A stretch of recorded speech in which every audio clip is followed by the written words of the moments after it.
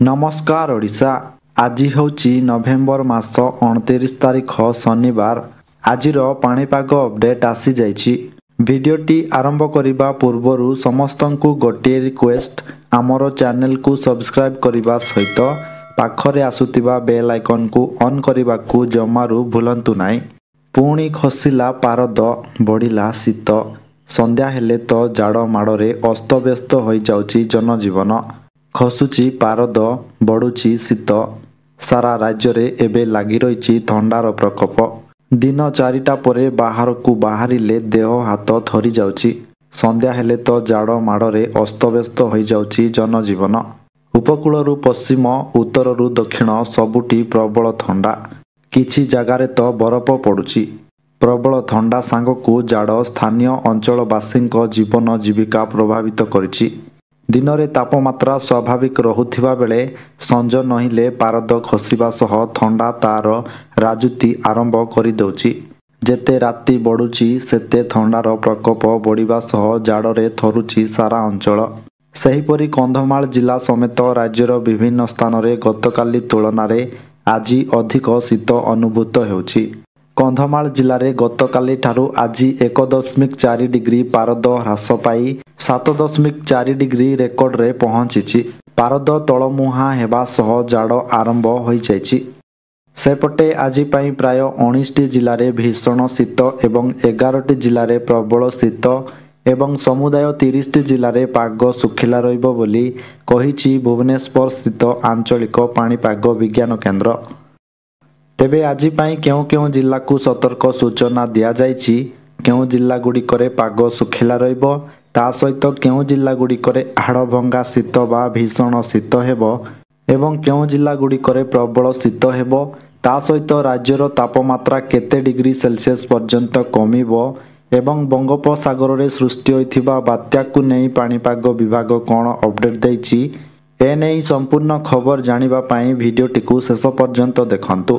ता सहित चैनल रे नुआ करी आसीथिले आम चैनल जी न्यूज अपडेट को एबे ही सब्सक्राइब करी पाखरे आसुतिबा बेल आइकन को ऑन करी रखंतु, जहा फल रे सबुदिन पाणीपाग अपडेट सर्वप्रथमे पाई परिबे। तेबे चलंतु डेरी न करी आजिर पाणीपाग अपडेट उपरे नजर पकाई नेबा।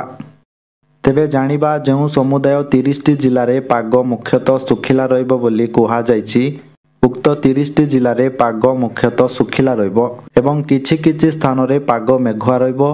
ता सहित एही समुदाय 30टी जिल्ला रे आजि पाई कौनसी वर्षार संभावना नाही बोली एही सबु जिल्ला को ग्रीन जोन रे रखिछि आंचलिक पाणीपाग विज्ञान केन्द्र।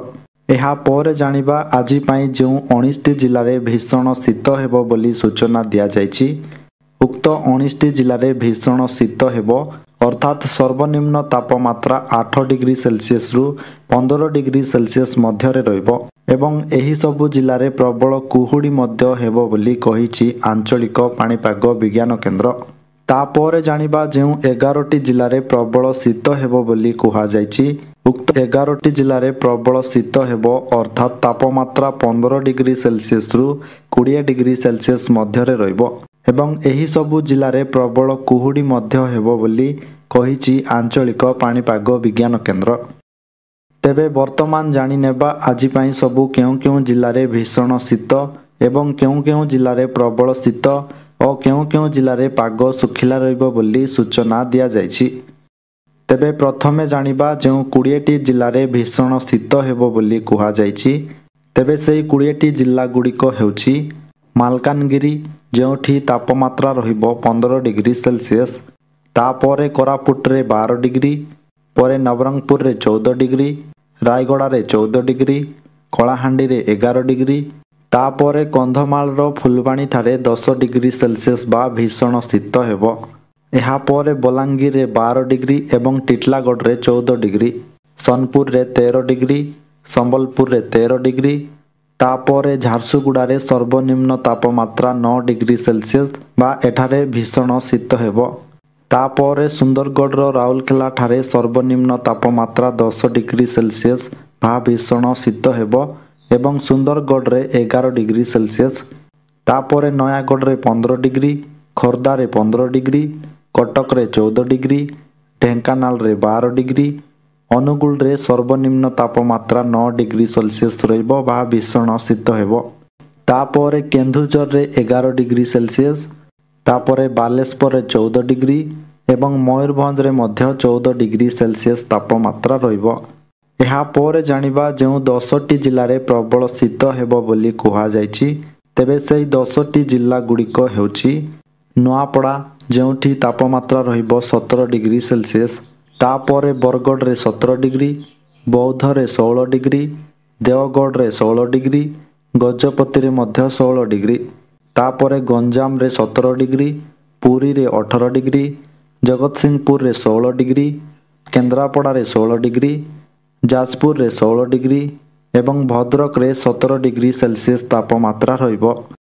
ଏହାପରେ ଜାଣିବା ଆଜି ପାଇଁ ଯେଉଁ 30ଟି ଜିଲ୍ଲାରେ ପାଗ ଶୁଖିଲା ରହିବ ବୋଲି କୁହାଯାଇଛି, ତେବେ ସେହି 30ଟି ଜିଲ୍ଲା ଗୁଡ଼ିକ ହେଉଛି ମାଲକାନଗିରି, କୋରାପୁଟ, ନବରଙ୍ଗପୁର, ରାୟଗଡ଼ା, କଳାହାଣ୍ଡି, ନୂଆପଡ଼ା, ବଲାଙ୍ଗୀର, କନ୍ଧମାଳ, ଗଜପତି, ଗଞ୍ଜାମ, ନୟାଗଡ଼, ବୌଦ୍ଧ, ସୋନପୁର, ବରଗଡ଼, ସମ୍ବଲପୁର, ଝାରସୁଗୁଡ଼ା, ସୁନ୍ଦରଗଡ଼, ଦେଓଗଡ଼, ଅନୁଗୁଳ, ଢେଙ୍କାନାଳ, କଟକ, ଖୋର୍ଦ୍ଧା, ପୁରୀ, ଜଗତସିଂହପୁର, କେନ୍ଦ୍ରାପଡ଼ା, ଯାଜପୁର, କେନ୍ଦୁଝର, ଭଦ୍ରକ, ବାଲେଶ୍ୱର ଏବଂ ମୟୂରଭଞ୍ଜ।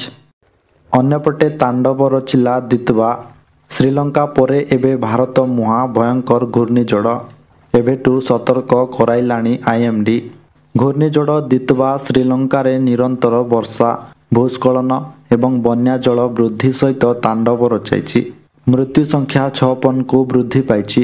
21 ଜଣ ଏବେ ବି ନିଖୋଜ ଅଛନ୍ତି। ଏହି ଝଡ଼ ଶ୍ରୀଲଙ୍କାର ଅନେକ ଜିଲ୍ଲାରେ ପ୍ରାୟ 44,000 ଲୋକଙ୍କୁ ପ୍ରଭାବିତ କରିଛି। ଅନେକ ଅଞ୍ଚଳରେ ଜଳମଗ୍ନ ହୋଇଛି। ଏହାର ପ୍ରଭାବ ଏବେ ଭାରତରେ ମଧ୍ୟ ଅନୁଭୂତ ହେବ ବୋଲି ଆଶା କରାଯାଉଛି। ଘୂର୍ଣ୍ଣିଝଡ଼ ଦିତୱା ନଭେମ୍ବର 30 ତାରିଖ ସକାଳ ସୁଦ୍ଧା ଦକ୍ଷିଣ ପଶ୍ଚିମ ବଙ୍ଗୋପସାଗର ଅତିକ୍ରମ କରି ଉତ୍ତର ତାମିଲନାଡୁ, ପୁଡୁଚେରୀ ଏବଂ ସଂଲଗ୍ନ ଦକ୍ଷିଣ ଆନ୍ଧ୍ରପ୍ରଦେଶ ଉପକୂଳରେ ପହଞ୍ଚିବ ବୋଲି ଆଶା କରାଯାଉଛି। ଭାରତୀୟ ପାଣିପାଗ ବିଭାଗ ରିପୋର୍ଟ କରିଛି ଯେ ଝଡ଼ଟି ଦ୍ରୁତ ଗତିରେ ଗତି କରୁଛି ଏବଂ ନଭେମ୍ବର 30 ତାରିଖ ସକାଳ ସୁଦ୍ଧା ଉତ୍ତର ତାମିଲନାଡୁ, ପୁଡୁଚେରୀ ଏବଂ ଦକ୍ଷିଣ ଆନ୍ଧ୍ରପ୍ରଦେଶ ଉପକୂଳ ନିକଟରେ ବଙ୍ଗୋପସାଗରରେ ପହଞ୍ଚିବ।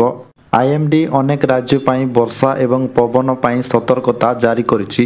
ଶୁକ୍ରବାର ଏବଂ ଶନିବାର ତାମିଲନାଡୁ ଏବଂ ପୁଡୁଚେରୀରେ ପ୍ରବଳରୁ ଅତ୍ୟନ୍ତ ପ୍ରବଳ ବର୍ଷା ହେବାର ପୂର୍ବାନୁମାନ କରାଯାଇଛି। କିଛି କିଛି ସ୍ଥାନରେ 20 ସେଣ୍ଟିମିଟରରୁ ଅଧିକ ବର୍ଷା ହେବ। ନଭେମ୍ବର 30 ତାରିଖରେ ବର୍ଷା ସାମାନ୍ୟ କମିବ ବୋଲି ଆଶା କରାଯାଉଛି, କିନ୍ତୁ ବିଚ୍ଛିନ୍ନ ସ୍ଥାନରେ ପ୍ରବଳ ବର୍ଷା ହୋଇପାରେ ବୋଲି କୁହାଯାଇଛି।